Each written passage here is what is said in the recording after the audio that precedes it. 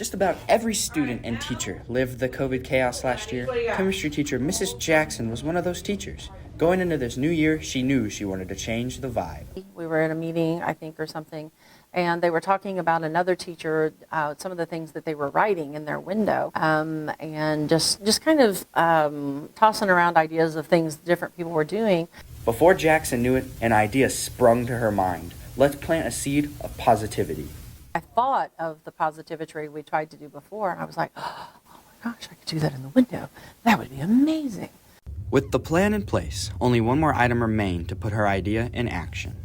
I kind of tossed it out to my afternoon classes that day and asked what they thought, and they were pretty excited. They got really enthusiastic about it, and I was like, okay, this sounds like we could do this. And I very upfront with them. I said, I can't do it all by myself. I have to have your help. They were absolutely on board from day one. It made me excited. I'm glad that she's willing to try and improve the community here and make people feel better about themselves by just doing something little. Jackson's hard work and dedication not only wowed the students, but also the teachers. I thought it was interesting. I thought it was very cool that it was lit up. All the feedback has been very positive. Teachers that seem to like it that walk by. I think the lights are fun, the curtains that hang there. Just kind of makes it sort of all come together, and everybody has really been positive. I mean, kids and teachers, people are taking the notes from the tree and giving them to other people. Mr. Reese feels that a change in attitude is necessary. I think just starting the day with something that relates to the kids, ask them something that's going on, something that they think is fun. And so a lot of times we get tied up in school and academics, which is not what everybody wants to do every day, and just have kids get to express something that they're actually interested in, which could be something that has nothing to do with school, but if you start your day in a positive way, I think it really helps out. With better morale, LSHS feels more like a community. I think just kind words, being nice to people in the hallways, little compliments always makes me feel better, and I know it helps a lot of other people. Honest compliments and honest and sincere pats on the back, those things, any of us get those as often as maybe we would like. And certainly one person can't touch everybody, but collectively, my students have been able to put a lot of positivity out there and spread that to so many more people. With the tree spreading its leaves of positivity around LSHS, you too could branch out and be positive. Reporting for Tiger Broadcast, We're all part of the culture. We're all part of the atmosphere here. I'm Oliver Matney. As fall turns to winter and we burn off our Thanksgiving dinner, Lauren Berry and Micaiah Clayton make their top picks in this year's Thanksgiving draft. Which plate are you choosing? You be the judge. Hey Tigers, my name's Lauren. And I'm Micaiah. And today we're going to be drafting our top 4 favorite Thanksgiving foods. And Lauren's going to go first. Because we already rock, paper, scissors. Yes. This is like our 5th take, so yeah. My number 1 pick is ham because it's just so much better than turkey. Like, I get it, it's Thanksgiving and you put turkey, but ham, it's so good. But I feel like, okay. Whenever you put the pineapple on there too. For my number 1 pick, I'm obviously going to go mac and cheese. But not just any mac and cheese. This mac and cheese. When you run your spoon across it and it crackles, and then when you cut into it and it and you pull and it's like cheesy goodness. That mac and cheese. It is so good. It's so good. My number 2, you can eat this all the time. It's gotta be rolls. You know how many rolls I can eat? But listen, my thing with rolls is they just expand in your stomachs. You can only eat so many rolls on Thanksgiving because then you're missing out on all the other good food. Okay, well, I'm a picky eater, so rolls is my number 1 thing, and I also eat 12, so what do you mean? Do you at least butter your rolls? No! Just eat it plain. That is so gas. Okay, with my number 2 pick, I'm gonna go cornbread. Cornbread? Yep. Listen, with some honey and some butter. It's so good. Have you ever had cornbread? Yes, I have. I'm gonna have to do it. My number 3 pick, the cheese and cracker tray. I will always be over that. You know what? Yes, because you can't tell me that it's not a Thanksgiving food. We have that at every Thanksgiving. Cheese and cracker tray. And the veggie tray. Anyways, with my 3rd round, I'm gonna go cheesy mashed potatoes. It's classic. You really can't go wrong with cheesy mash. That's a good 3rd round. It's kind of a steal, in my opinion. Those mashed potatoes are so nice. What? Mashed potatoes. What? They're nasty. Yes. They're just so. The texture is so.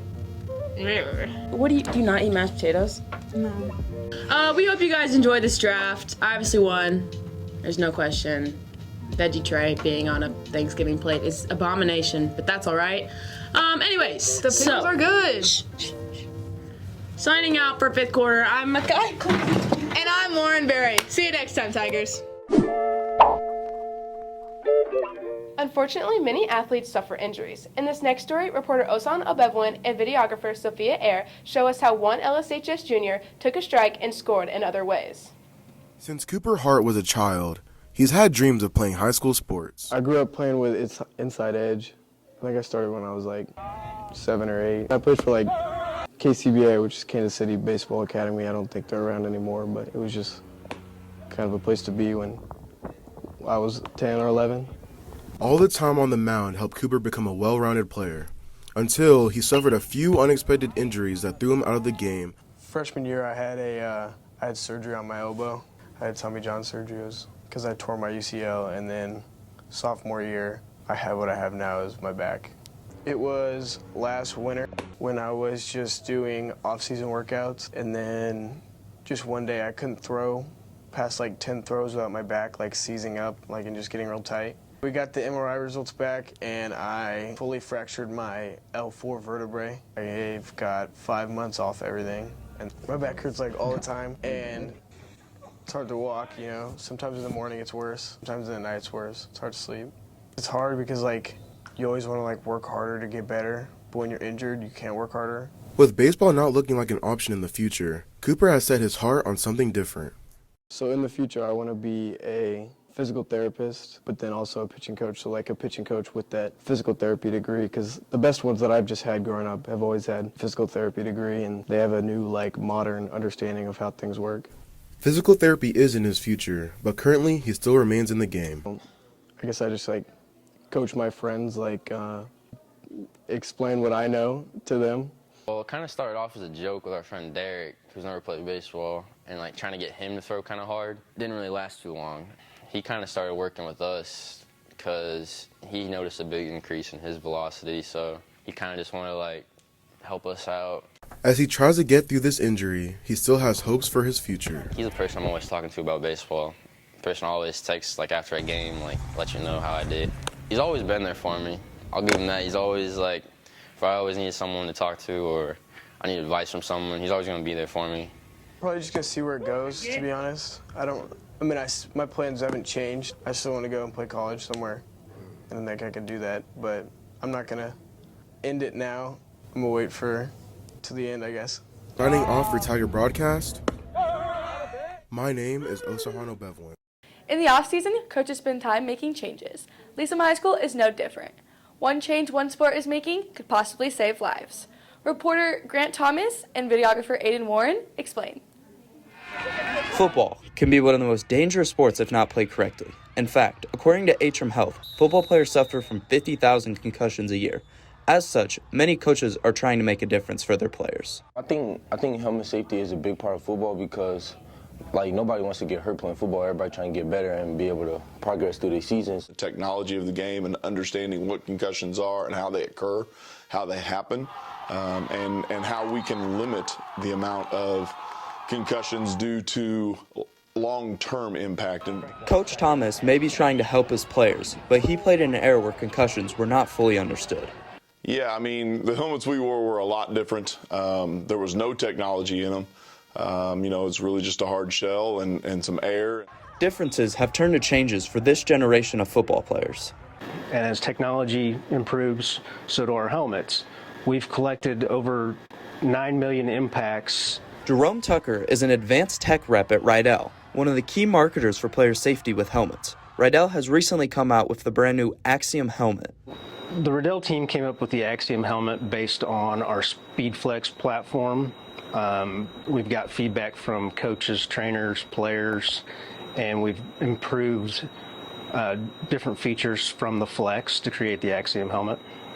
Rydell is creating a new platform that is going to make an impact. The Insight is a 5-point sensor system that sits inside the helmet and measures head impact. The goal is to help programs improve player performance. Another new innovation is how the helmets look and feel to players. I really like how it's custom fit to my head. It's called TrueFit, and we use an app called VeriFit where we do a 3D scan of each player's head, and that allows us to build internal components to fit each individual player. The player information that Rydell has received, along with this reaction, has helped Rydell's mission, which is to make sure players are as protected as possible when they play. I think anyone outside of football should care about helmet safety just for the fact that no matter what you're watching, whatever sport you're watching or playing, I think it's always a concern to make sure that everybody that you're around or watching is safe. So. Signing out for fifth quarter, this is Grant Thomas.